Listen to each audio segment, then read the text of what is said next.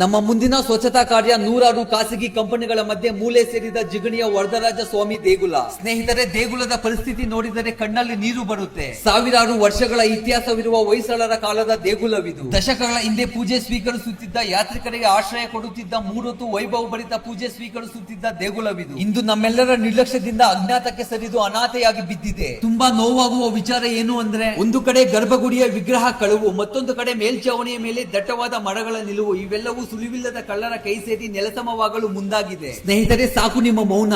ಒಳ ಹೋಗಲು ದಾರಿಯೇ ಇಲ್ಲದ ದೇಗುಲದಲ್ಲಿ ದೀಪ ಹಚ್ಚೋಣ ಬಾ. ಪೂರ್ವ ವೈಭವ ಸೃಷ್ಟಿ ಮಾಡೋಣ ಬಾ. ಈ ಮಣ್ಣಿನಲ್ಲಿ ಶ್ರೀರಾಮನು ನಡೆದಾಡಿದ್ದಾನೆ, ಪರಮಶಿವನು ಧ್ಯಾನ ಮಾಡಿದ್ದಾನೆ, ಶಿಲೆಗಳಲ್ಲಿ ದೇವರು ಉಸಿರಾಡಿದ್ದಾನೆ. ಆದ್ರೆ ಇಂದು ಅದೇ ಶಿಲೆಗಳು, ಸ್ಮಾರಕಗಳು ಮೌನವಾಗಿ ಕಣ್ಣೀರು ಹಾಕುತ್ತಿವೆ. ಓ ಹಿಂದೂ ಪ್ರಜೆಗಳೇ, ಇನ್ನೆಷ್ಟು ದಿನ ಮೌನವಾಗಿ ಇರ್ತೀರಾ? ನಮ್ಮ ಸಂಸ್ಕೃತಿ, ನಮ್ಮ ಪರಂಪರೆ, ನಮ್ಮ ದೇಗುಲಗಳು ಕುಸಿಯುತ್ತಿದ್ರು ನಾವು ನೋಡುಗರಾಗಿ ನಿಂತಿರೋದಾ? ಒಂದು ಕಾಲದಲ್ಲಿ ಛತ್ರಪತಿ ಶಿವಾಜಿ ಮಹಾರಾಜರು ಕತ್ತಿ ಹಿಡಿದು ನಮ್ಮ ಹಿಂದೂ ದೇಶವನ್ನು ಕಾಪಾಡಿದ್ರು.